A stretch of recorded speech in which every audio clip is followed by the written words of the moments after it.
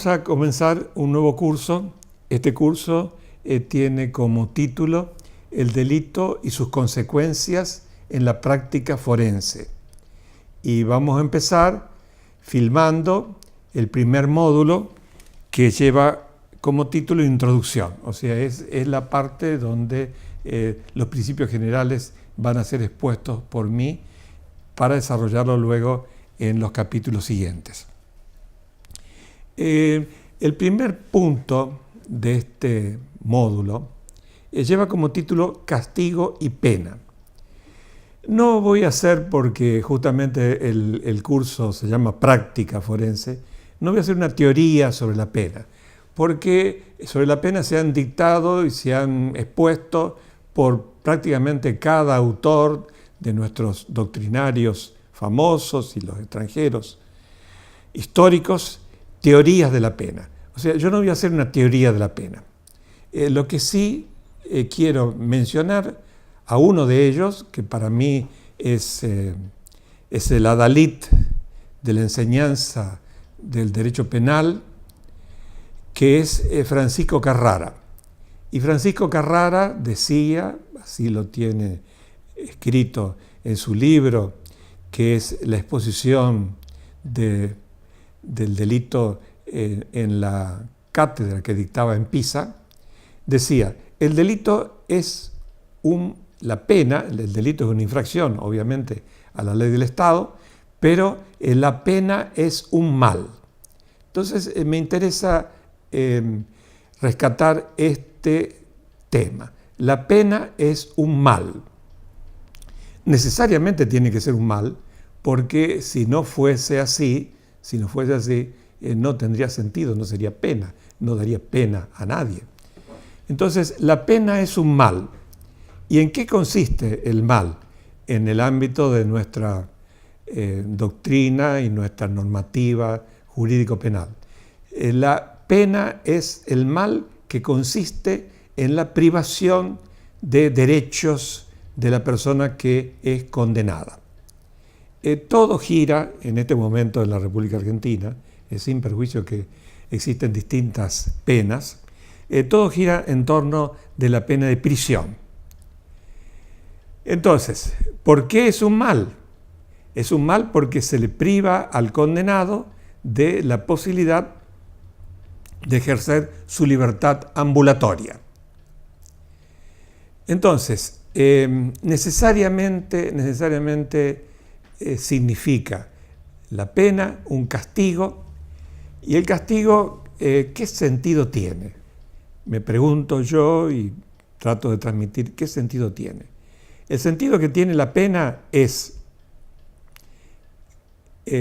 aplicarla a la persona que ha dejado de cumplir con las reglas que impone el Estado para la convivencia social del grupo humano de que se trate. En el caso de la prisión, la privación es de la libertad ambulatoria. Todo lo que voy diciendo podría extenderse mucho, porque si la pena es un mal, en este caso la prisión, si la pena priva de la libertad ambulatoria, ese es el sentido y es el límite de la pena. O sea, no podría la pena de prisión acarrear otras consecuencias que no sea estrictamente la privación de la libertad ambulatoria. Agregué a continuación un tema que está titulado por mí Derecho Penal Liberal y Derecho Penal Autoritario. También aquí hay una cuestión importante para mí desde el punto de vista tanto de los textos normativos como desde el punto de vista de la ideología. ¿Qué se entiende o qué entiendo yo por derecho penal liberal? El derecho penal liberal privilegia, como su nombre lo indica, la libertad. En la escala de valores jurídicos, la libertad es el bien supremo para el derecho penal liberal. Lo cual quiere decir que incluso es superior al bien jurídico vida. Alguien podría decir, bueno, pero si no hay vida tampoco hay libertad. Eso es bastante obvio, Pero en realidad, cuando se pone el acento en qué es lo más importante para un derecho penal liberal, es justamente la libertad. Y es lo que se desprende de la Constitución Nacional, como lo voy a decir luego al exponer sobre el módulo 2. Entonces, un derecho penal liberal, lamentablemente hay pocos en el mundo en este momento, es un derecho que protege la libertad, y al proteger la libertad tiene como móvil y como límite la idea de que el derecho penal es la última ratio. O sea, recién interviene el sistema penal cuando las otras sanciones, los otros mecanismos, la prevención, dejan de tener importancia o dejan de tener utilidad y se pasa al derecho penal. Pero no puede en un derecho penal liberal intervenir el Estado si no tiene otros elementos que no signifiquen llegar a la pena, que como dije es el mal absoluto. El derecho penal autoritario. ¿Qué significa para mí el derecho penal autoritario? En que el Estado, a través de sus representantes en los regímenes democráticos, el Estado a través del que tiene el mando absoluto en los regímenes autoritarios, en esos estados no prima la libertad, como el derecho penal liberal, sino que prima la necesidad, de acuerdo a quienes lo sostienen, de que el Estado sea el dueño de la situación y el Estado se imponga a las acciones individuales. Esto tiene aristas muy difíciles y problemáticas. Pienso en que el derecho penal autoritario no tendría cabida, teóricamente, en nuestra Constitución, sobre todo por lo que dice el artículo 19 de la Constitución, pero paulatinamente el Estado argentino se está transformando en materia penal en un Estado autoritario, porque permanentemente se están sancionando leyes que complementan, reforman el Código Penal, y esas leyes están restringiendo de una manera absoluta la libertad. Podría dar varios ejemplos, pero bueno, lo dejaré para otro momento. Entre otras cosas, estoy pensando que en el derecho penal autoritario el Estado ha extendido la idea de bien jurídico. Ustedes saben que la idea de bien jurídico es un interés que realmente se protege cuando aparece una ley que sanciona la amenaza o la infracción o el daño al bien jurídico. Pero en este momento se están dictando leyes que no tienen un bien jurídico precisamente identificado, y se tiende a la sanción de normas que están dictadas para aquellos delitos que no son de daño, que no son de peligro concreto, sino que son de peligro abstracto. El ideal, por lo menos mi ideal, es que el legislador argentino vaya comprendiendo estas cosas y vaya dándole espacios de libertad a las personas. Anoté también acá en este primer módulo un tema que es la finalidad de las sanciones. Está un poco implícito en lo que dije antes. ¿Cuál es la finalidad de la sanción? La finalidad de la sanción penal es castigar, así como suena, castigar,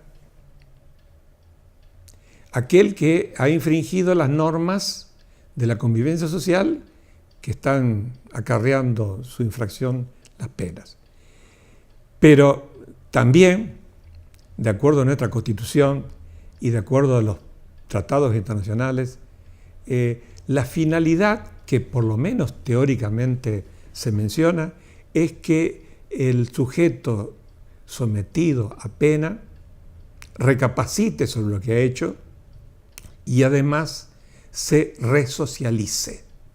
esta idea de resocialización tiene como fin y además como sustancia el hecho de que efectivamente al sufrir el castigo piense en lo que ha hecho y trate de que nuevamente no le ocurra lo mismo, para perjuicio de la sociedad y para perjuicio del mismo, que va a sufrir una nueva sanción. Cuando se piensa en la finalidad de sanción es el momento importante, tanto para el condenado como obviamente antes para el tribunal que le ha dictado su sentencia. Puse al final, en los temas del primer módulo, teoría y realidad. Y también agregué cuestiones procesales. Si hago un repaso de lo que acabo de exponer, la teoría sería, la pena es un mal, la pena tiene como finalidad castigar al que ha infringido la norma, la pena tiene como finalidad tratar de que comprenda lo que ha hecho y se reintegra a la sociedad en su momento como un individuo apto para vivir en comunidad. Esa es la teoría. La realidad es una realidad relativamente triste, porque esta teoría no siempre tiene reflejo en la práctica.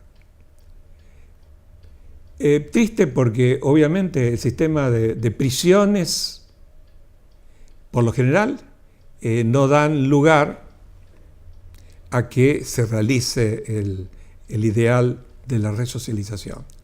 Y no me refiero solamente a la República Argentina, porque alguien podrá pensar las cárceles argentinas o algunas de las cárceles argentinas no son aptas o están superpobladas o no tienen comodidades, pero me refiero a las cárceles en general. Podría hacer referencia a una experiencia que tuve en una visita a la cárcel de Freiburg, Alemania, donde es una cárcel que tiene ya la ciudad tiene más de 1000 años, la cárcel es antigua, está muy bien equipada, pero que el objetivo de la pena, sobre todo que se resocialice el reo, el condenado, no siempre se cumple. ¿Por qué no se cumple? Porque es prácticamente imposible orientar las conductas de los seres humanos. Quienes piensan en esto en la teoría creen que es fácil, pero no es fácil. ¿Por qué no es fácil? No es fácil porque juega. No solamente la libertad de cada uno tiene de hacer lo que se le ocurra, sino también que la educación que en su caso se le pueda impartir es una educación que se aceptará o no se aceptará dependiendo del sujeto. Entonces, podría haber individuos condenados a pena de prisión que cumplan la prisión, que salgan de la prisión y que sean buenos ciudadanos en el futuro, como podría haber y hay individuos que ingresan a la prisión, cumplen la pena en prisión y cuando salen de la prisión, apenas salen de la puerta de la cárcel, cometen otros delitos. ¿Qué se puede hacer en ese sentido? Es muy difícil preverlo, porque depende de la libertad que tienen cada uno de orientar su vida como le parezca. Pero la misión del Estado, y sobre todo la misión de un Estado democrático y liberal, como antes dije, es procurar que la pena tenga esa finalidad y que esa finalidad se cumpla. Bueno, con esto voy a dar por terminado el primer bloque, el primer módulo.